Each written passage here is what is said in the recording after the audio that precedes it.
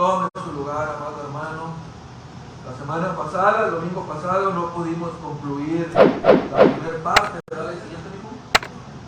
Esta pregunta número 20, nos quedamos nomás en lo que fue el tema de la elección. Y la pregunta que mirábamos la semana pasada era que si Dios, y se dejó Dios a todo el género humano perecer en su estado de pecado y de miseria, y pues estuvimos viendo en la primera parte que no fue así. Dice la respuesta: habiendo Dios de su propia soberana voluntad elegido desde el principio a los que han de gozar de la vida eterna, entró en una alianza de gracia para liberarles de su estado de pecado y de su miseria e introducirles en un estado de salud por medio de un redentor. Y nosotros estuvimos viendo la palabra, la primera parte, e hicimos énfasis en la elección que Dios hizo a través de su Hijo amado. Y nosotros vimos los textos, ahí están en la pantalla, cuando Dios dice: según nos escogió en Él antes de la fundación del mundo. Nos escogió en Cristo, dice, para un propósito, para que fuésemos santos y sin mancha delante de Él. Estuvimos viendo también lo que dice Tito, capítulo 1, verso 2, en la esperanza de la vida eterna, la cual Dios, que no miente, dice el apóstol, prometió desde antes del principio de los siglos. Acuérdense que Él hizo esta promesa antes de la fundación del mundo. Otro texto, pero esto es en Tito capítulo 3, versículo 7, para que justificados por su gracia viniésemos a ser herederos conforme a la esperanza de la vida eterna, dice la Escritura. Y Juan capítulo 17, verso 6, he manifestado tu nombre a los hombres que del mundo me diste, dice Cristo. Tuyos eran y me los diste y han guardado tu palabra. Aquí nos habla, mis amados hermanos, de la salvación de Dios antes de la fundación del mundo, antes de que todo existiera. Dios ya tenía un plan. Dios, por su gracia, no nos dejó en esa miseria. Gracias a Él, por su gracia, somos salvos, mis amados hermanos. Él nos eligió de su propia voluntad. Y no solo eso, sino que nos dio la salvación, como decía la pregunta, la respuesta, a través de un redentor. ¿Así es, hijo? Así que nosotros, hermanos, la semana pasada, básicamente estuvimos viendo eso. Estuvimos viendo cuando se efectuó el momento de nuestra elección, de que Dios nos haya tomado, haya tenido misericordia de nosotros. Ni habían nacido, mis amados hermanos, cuando Dios ya lo había decretado. Antes de la fundación del mundo, dice el texto. En otras palabras, esta selección Dios la hizo en la eternidad. En la eternidad, antes del inicio del tiempo, Dios ya había pensado en nosotros. Y nosotros no habíamos pensado en Él. Gloria a Dios por su nombre. Antes de la creación de todas las cosas. Antes, Dios nos incluyó soberanamente en su plan de redención.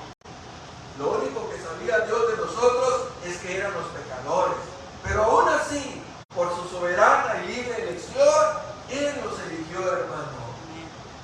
Si tú y yo estamos en Cristo, debemos saber esto: en la eternidad, hermanos, ¿qué hizo Dios? Nos dio.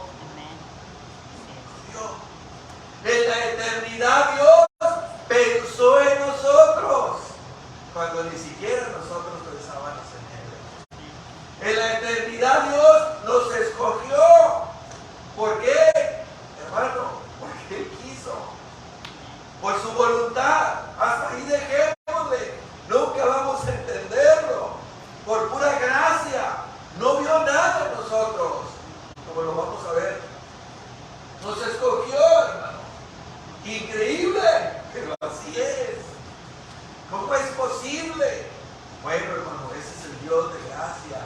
y de misericordia.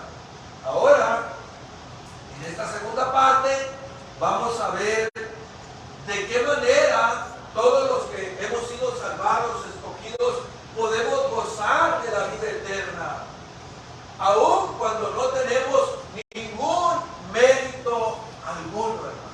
Cuando no tenemos ningún mérito alguno. Repetimos, somos tan pecadores como todos los demás. No somos mejores que nadie. ¿Qué le dijo Dios a Israel allá en el capítulo 7, capítulo 7 de Deuteronomio? No por ser ustedes mejores, los ha escogido Dios. No porque son mejores que los demás pueblos, no. Ustedes eran insignificantes, sino que Dios le hizo un pacto a Abraham. Por eso Dios los escogió. No porque ustedes sean mejores. Lo mismo, hermano, pasa con nosotros.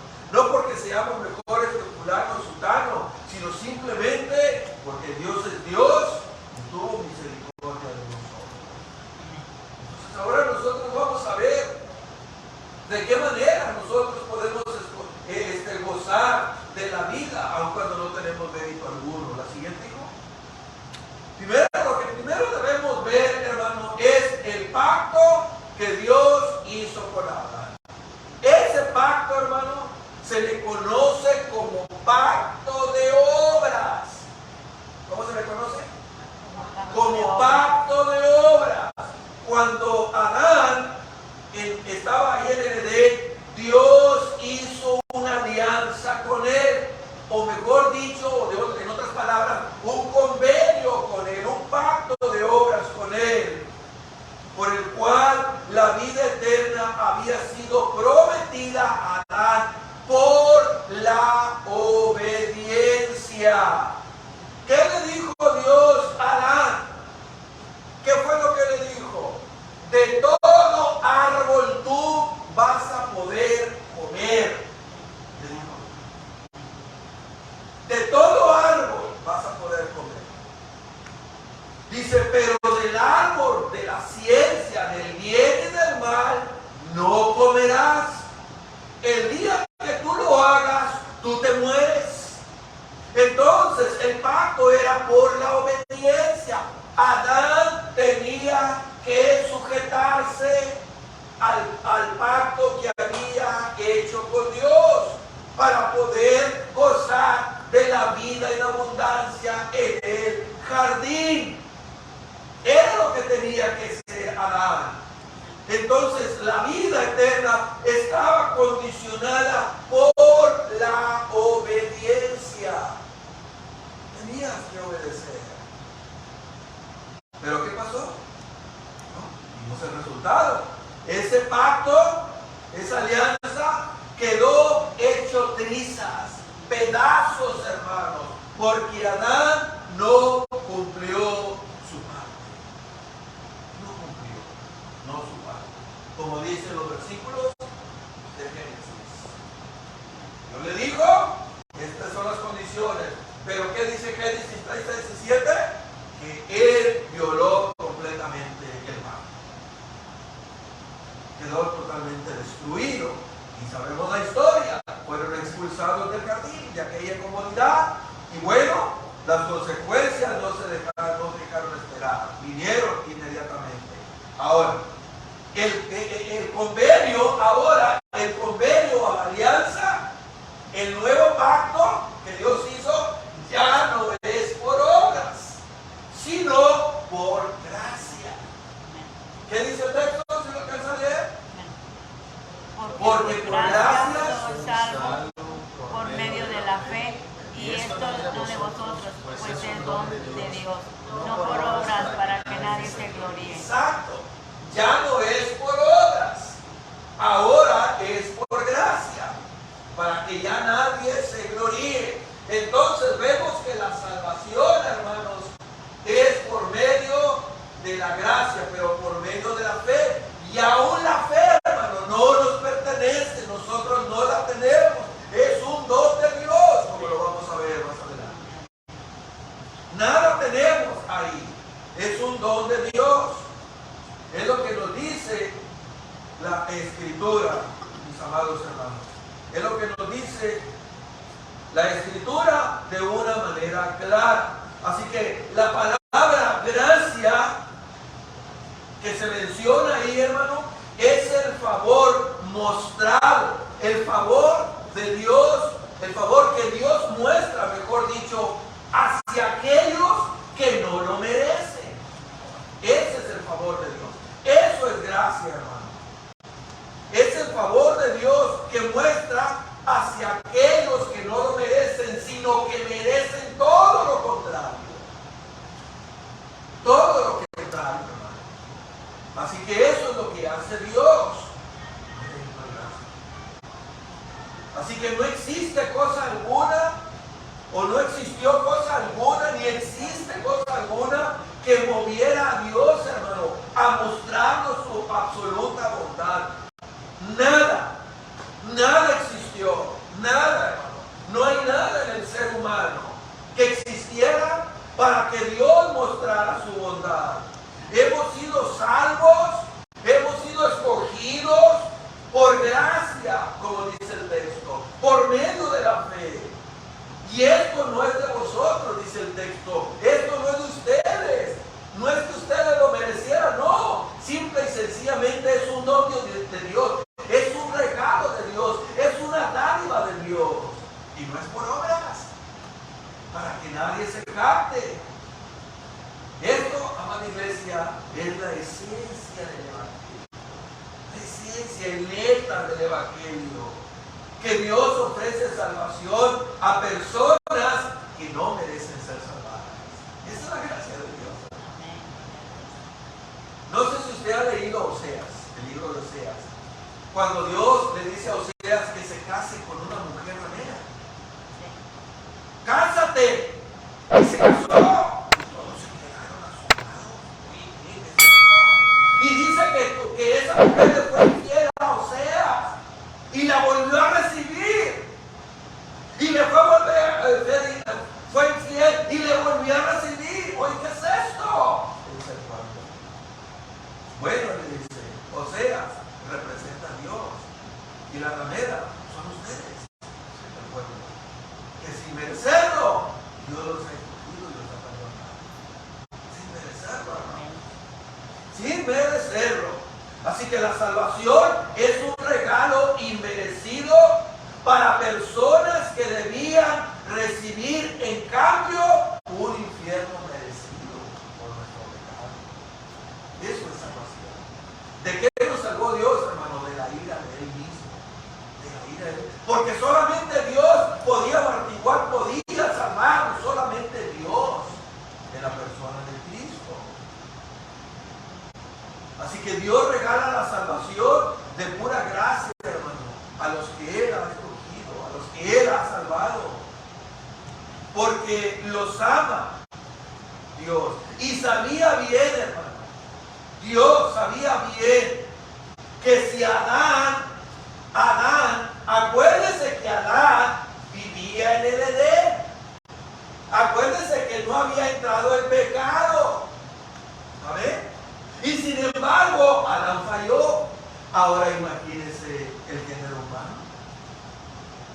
Ahora imagínese. Así que Dios sabía que si Adán no fue fiel a la alianza, al pacto de obras, mucho menos podrían ser fieles todos sus descendientes.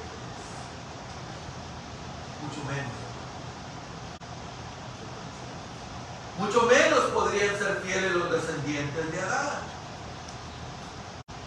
Si Adán no fue fiel, hermano, al pacto, estando en el Edén, falló. Imagínense ahora nosotros que estamos en pecado. Menos, hermano. Así que esta alianza llena de gracia está llena de preciosísimas promesas en las cuales Dios regala, Dios otorga, hermano, a todos los que Él ha salvado, escogido.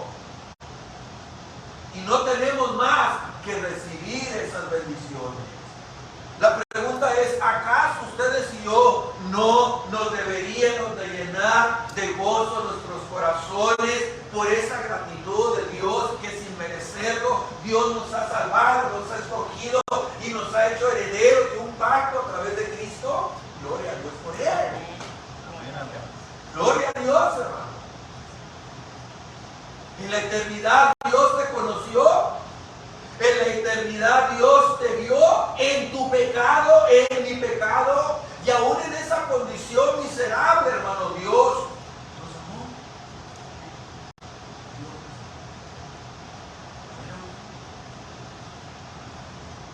Dios nos amó, hermano. Y soberanamente, por una razón que yo no entiendo, que no comprendo, y Dios tampoco me ha averiguado a comprenderlo, Dios me incluyó a mí en ese plan hermoso. Dios te incluyó a ti en ese plan, porque Él quiso, hermano, en ese plan soberano. Dios me incluyó. Gloria a Dios por eso, hermano. ¿Y qué dice la Escritura? Cuando vino el cumplimiento del tiempo, Dios envió a su Hijo y fue a la cruz. ¿Sabe de qué manera? Pensando en ti y pensando en mí. Cuando vino el cumplimiento del tiempo, dice Gálatas, cuando se cumplió el tiempo, Dios envió a su Hijo. Y Cristo fue a la cruz, amada iglesia. ¿Sabe de qué manera? Pensando en ti, pensando en mí.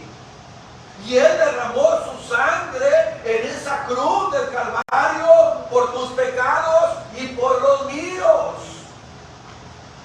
¿Por qué? Porque Él me amó desde antes de la fundación del mundo. Él te amó desde antes de la fundación del mundo.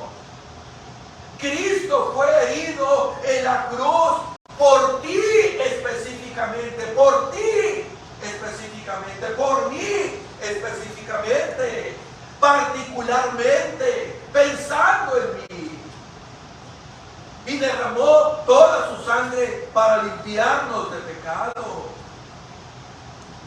Cristo, mis amados hermanos, estaba pensando en ti y en mí cuando Él estaba derramando y derramó hasta la última gota de su sangre en la cruz del Calvario.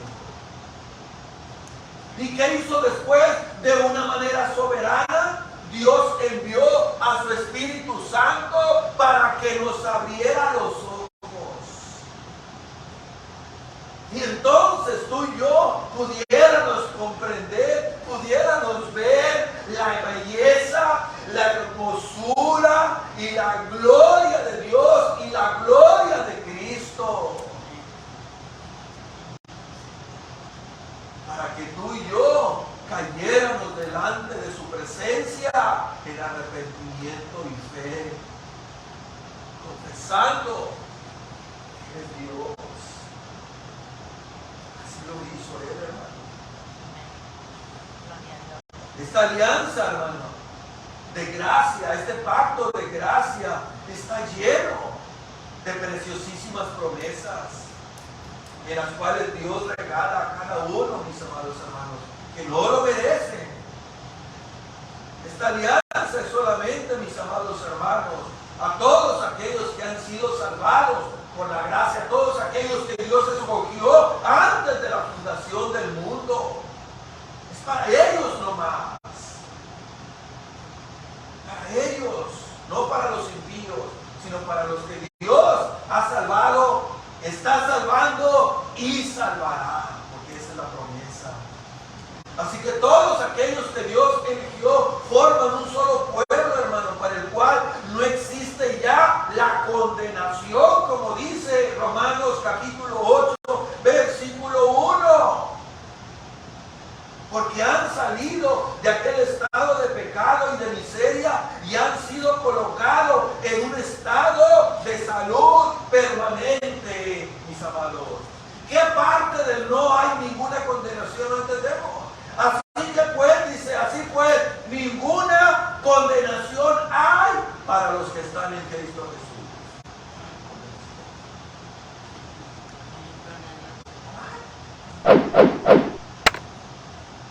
Los que no andan conforme a la carne, sino conforme al carne, no puede decir que es regenerado. Es incongruente. Así que, mis amados hermanos, vemos finalmente que esta salud, esta salvación, este pacto de gracia nos ha sido dada por medio de un redentor. Por medio de un redentor, como lo decía la respuesta de nuestro catecismo. Viene por medio de un redentor. Como lo vamos a ver más profundamente, mis amados hermanos. Era necesario. No había otra manera, amada iglesia. Era necesario que esta alianza, este pacto, fuese asegurada por una persona capaz, amada iglesia, capaz de hacer por el hombre caído lo que él no podía hacer. Tenía que ser una persona capaz. ¿Cómo fue concebido Cristo? Por medio del Espíritu Santo. Fue concebido milagrosamente. Él fue hallado sin pecado. Como el hombre es el que engendra y el hombre tiene pecado. Por eso Cristo fue concebido milagrosamente. Por eso era necesaria que esta alianza fuese asegurada por una persona capaz como lo era Cristo. De hacer por el hombre caído lo que él no podía hacer. ¿Por qué fue resucitado Cristo? ¿Por qué resucitó? Porque no había pecado en él. Y el aguijón de la muerte es el pecado.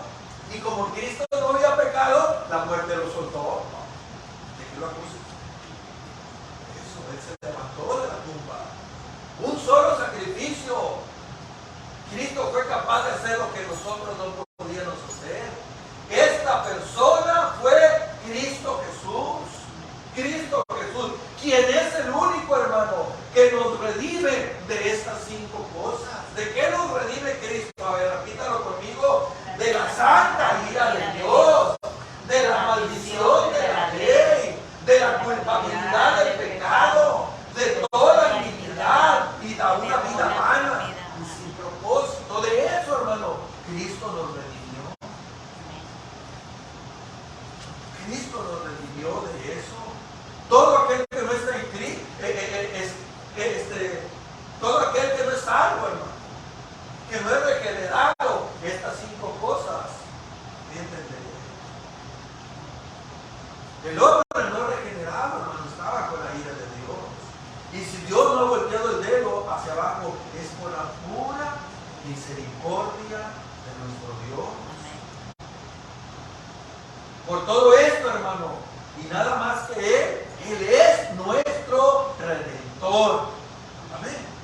Él es nuestro Redentor, Jesucristo. La siguiente. ¿Qué más nos enseña? Ahora, ¿cuál fue, siguiendo con nuestro segundo punto, el inciso B, cuál fue el precio de nuestra redención? ¿Qué dice el texto, si lo alcanza a ver?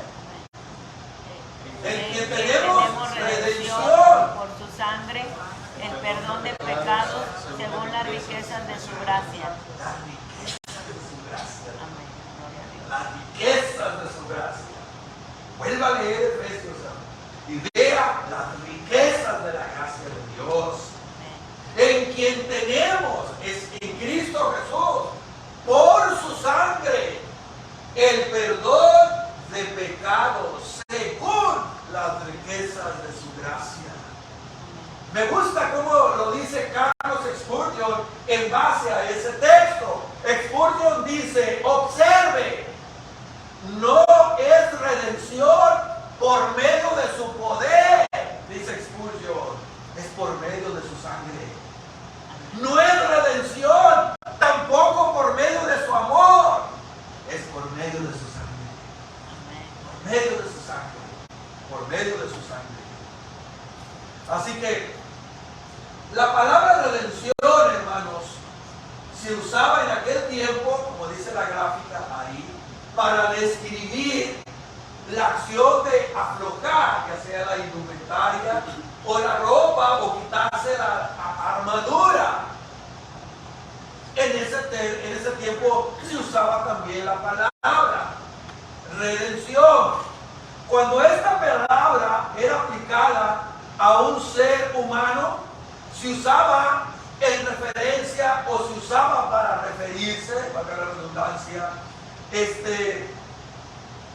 ser librado de cualquier atadura cuando se aplicaba al ser humano. Aquello que te ataba, te lo quitaba, eras libre, se usaba para eso. Como en el caso, por ejemplo, de un prisionero que tiene las esposas, llegaba el momento, se la quitaban, él era libre. Pero tiempo después se desarrolló de una manera particular con la ocasión de rescatar a una persona por medio del pago de un precio. Rescatar a una persona por medio de un pago. Y esa es la idea que Pablo está transmitiendo en esta redención, en la palabra redención. Es la idea de que nos rescató como esclavos. Hey, ¿cuánto quieres por él? Pues dame 500,000. Ok, aquí está. Yo pago esa cantidad. Ahora es mío. A eso se refiere el apóstol Pablo. Esa es la idea que transmite. Ya sea que se trata de un prisionero, sea que se trata de un esclavo o de un objeto que haya sido sacado de una casa de empeño, se da el pago, el precio por esa persona, por ese prisionero, por ese esclavo, por ese objeto, se da el pago. Lo tengo. La redención, amada iglesia, no es más que dejar libre a alguna persona luego que se ha pagado el precio por su rescate. Eso es lo que significa redención. Dejar en libertad a alguna persona después de que se ha pagado el rescate. Ahora, cuando Pablo nos dice en ese texto, hermano, que hemos sido redimidos en Cristo, Él está pensando en nosotros, es decir, en ustedes, en un servidor, en nosotros los creyentes. Él está pensando en nosotros, nos está viendo como esclavos. Pablo está pensando en nosotros como prisioneros, ¿sí? Que hemos sido comprados y dejados puestos en libertad. De esa manera está pensando Pablo. Mire, en la antigüedad, en la época de Pablo, una persona podría convertirse en esclavo de tres maneras. Una era por nacimiento. Si la pareja o el matrimonio estaba con su patrón, con su amo, esa persona, ese matrimonio esclavo, tenían familia, el bebé que nacía pasaba a ser propiedad de su amo, ya nacía en esclavitud. En segundo lugar, una persona podría ser esclavizada cuando era vencida en una guerra, como lo hizo Nabucodonosor, como lo hizo los reyes de Asiria, como lo hicieron los faraones. Iban, ganaban y llevaban a las personas en cautividad. Ahora eran sus esclavos. Muchas veces los habitantes eran llevados cautivos y vendidos como esclavos. En tercer lugar, podía darse el caso de que una persona quedara convertida en esclavo por causa de una deuda que no podía pagar. Por ejemplo, yo tengo familia y le pido un préstamo a Alonso, por así decirlo. Trasladémonos a la época de Cristo. Yo le pido un préstamo a Alonso, préstame. Es que ya me debes mucho, Marcelo. No, yo te prometo que te voy a pagar. El negocio no hay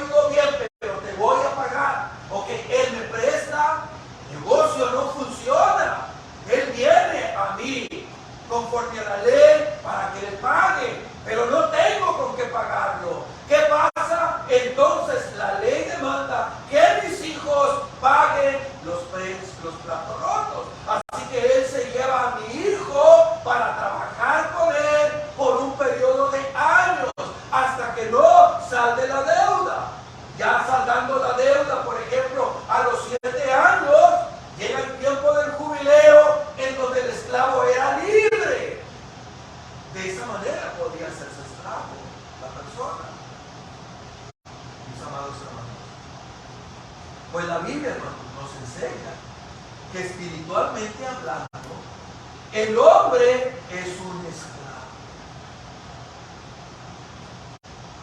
Es lo que nos enseña la Biblia. Que el hombre es un esclavo espiritualmente en todo el sentido de la palabra. Somos esclavos. En primer lugar, ¿de qué somos esclavos? Somos esclavos, hermanos. Nosotros somos esclavos por nacimiento. ¿Por qué somos esclavos de nacimiento? Porque dice la Biblia que la necedad está ligada al corazón. Somos esclavos porque heredamos la naturaleza corrompida de nuestros primeros padres. Así que somos esclavos por nacimiento, por una raza caída. Nuestros primeros padres eran esclavos y nosotros nacimos en esa misma condición. Así que somos esclavos por nacimiento. En segundo lugar, somos esclavos por conquista. ¿Por qué somos esclavos por conquista? Porque el pecado, hermano, se ha convertido en nuestro rey. El pecado se ha convertido en nuestro rey. La persona es esclava del pecado, hace lo que el pecado quiera. Por eso la gente hace lo que hace, porque está esclavizada al pecado.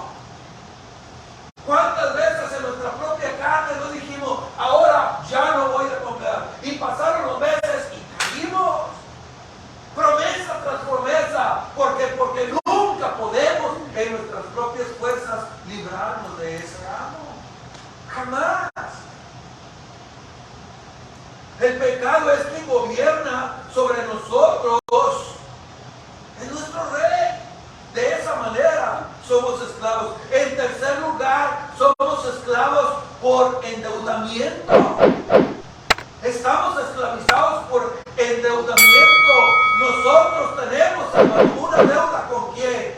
¿Con el vecino? No, con Dios. Con Dios estamos endeudados. Y esa deuda es impagable por causa de nuestro pecado. Porque nuestro Dios es un Dios infinitamente justo.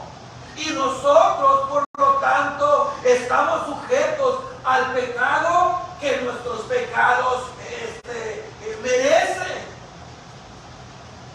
Estamos sujetos al castigo, que nuestros pecados merecen. Estamos sujetos a la ira de Dios. Y este castigo, hermano, ¿cuál es?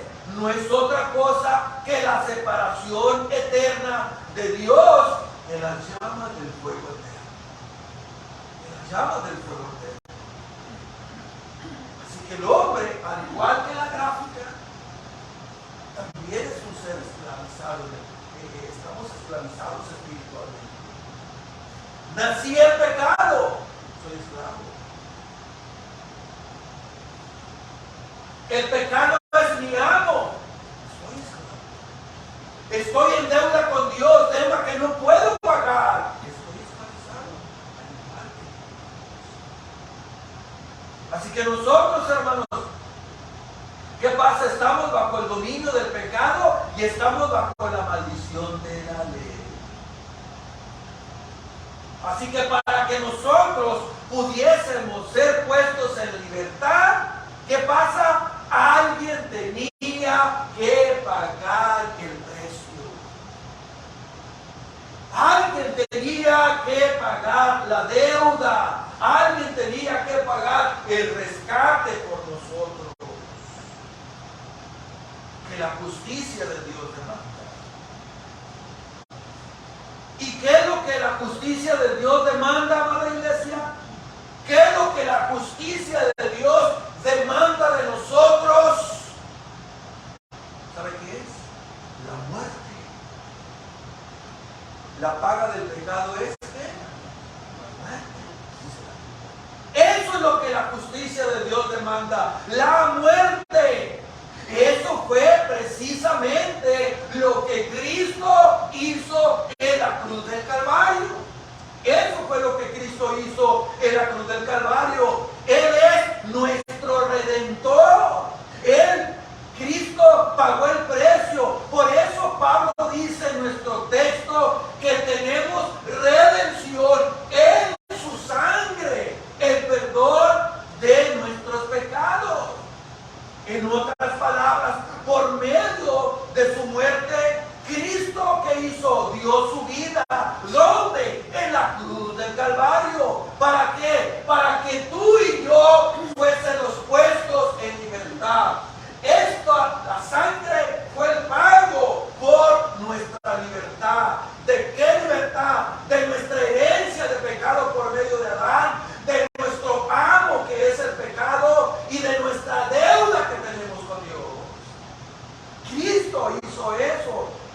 uno de nosotros.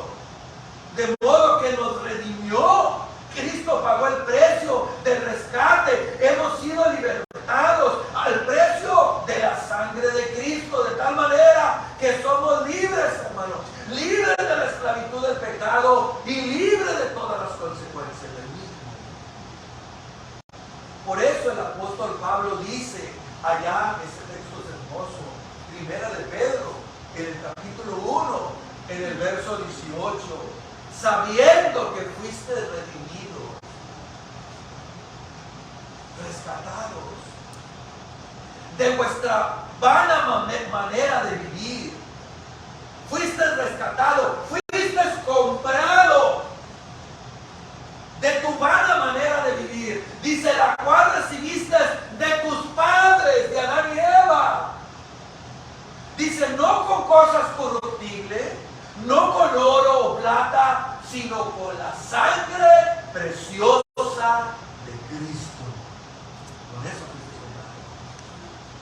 Mis amados hermanos, cuando piensas en ti como cristiano, cuando yo pienso en mí como cristiano, yo quiero que usted haga una cosa. Visualice su vida.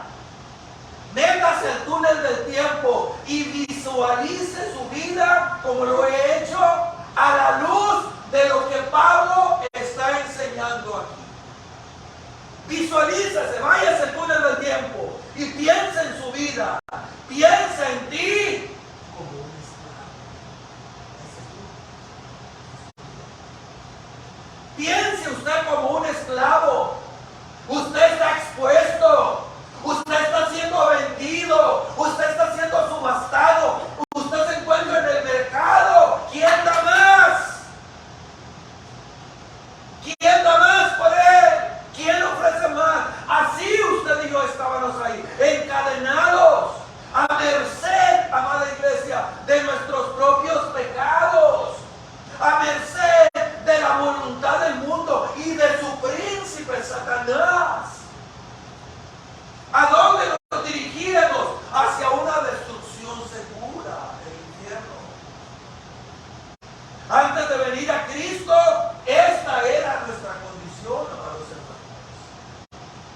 Pero entonces, aleluya, vino nuestro amado Coel, nuestro amado Redentor. Vino nuestro amado Redentor. Así en la condición que tú y yo estábamos subastados en un mercado público de esclavos, estando en esta condición, siendo subastados, Él me amó. Él te amó. Desde antes de la fundación del mundo. Y cuando comenzaron a ofrecer por ti, ¿cuánto me dan por Alonso? ¿Cuánto me dan por la hermana Eloísa? ¿Cuánto quieren por el hermano Marcelo? ¿Cuánto ofrecen ustedes? Cuando empezaron a ofrecer dinero por ti y por mí, Él ofreció su bendita sangre.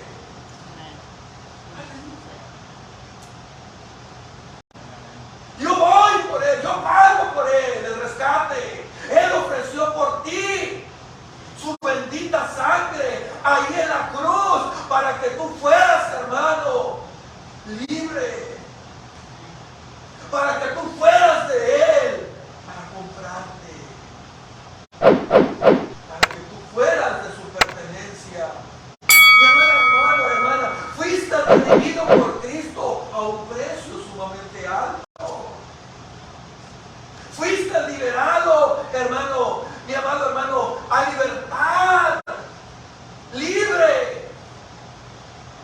Y libertad cristiana no significa que el creyente puede vivir como le da la gana y que nadie tiene derecho a meterse con él. No, eso no significa libertad. Lo que significa es que ahora podemos ser libremente transitar por el camino de la obediencia.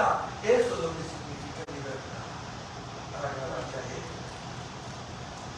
Dice Gálatas 5:13, porque vosotros, hermanos, a libertad fuisteis llamados.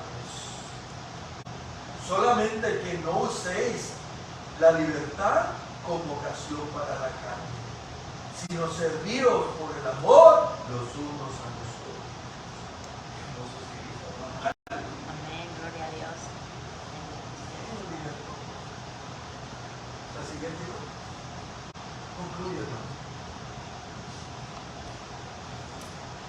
En la eternidad, hermanos, ¿qué hizo Dios en tu condición de pecado? ¿Te conoció? ¿Qué hizo Dios? Vio tu pecado. ¿Dónde estás? Le dijo Dios a Adán. ¿A poco Dios no sabía lo que había pasado? Lo vio en esa condición. Dios te vio en tu pecado. ¿Y sabes qué hizo Dios? Aún así, te amó. Aún así me amó. Y soberanamente, por una razón que nadie entienda, que yo no entiendo, porque Él quiso, Dios te incluyó. Dios te escogió. ¿Te acuerdas cuando se usaba, jugábamos al vóley, al béisbol, que se hacían los equipos, y que cuando el capitán estaba escogiendo y te escogía a ti, te sentías como power, porque ahora pertenecías a, y mirabas a los que no escogió como así, ¿no? Como muy importante. Lo sentías. Pero hay una diferencia. Que nosotros en ocasiones escogíamos a las personas que mirábamos con más aptitudes para el juego. Es que se juega bien, es que se está más fuerte, es que se juega bien, es que y dejaban a los más débiles. Y Dios hizo todo a la inversa. Escogió, dice Corintios, a los más débiles, a los necios del mundo. Aleluya, gloria a Dios. Amén, gloria a Dios. Nos escogió de una manera soberana.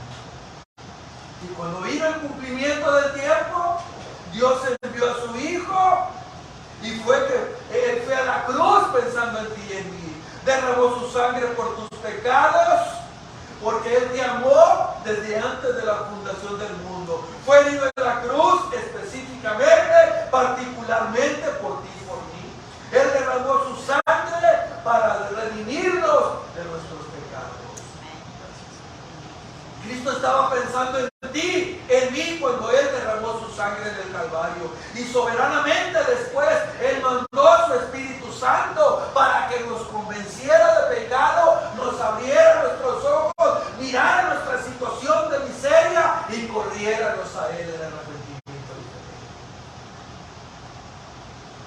Y fue cuando vimos la belleza de Cristo, vimos su hermosura,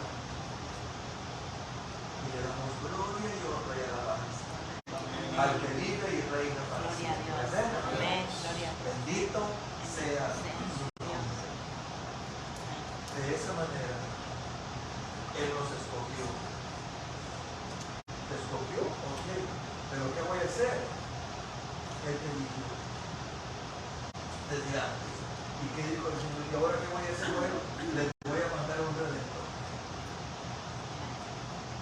Y nos redimió, y ahora gozando de eso. Y aún no se ha manifestado lo que vamos a hacer. Pero cuando Él venga, o cuando nosotros partamos de aquí, seremos semejantes a Él. Libres para adorarle ahora sí, hermano, como Él es.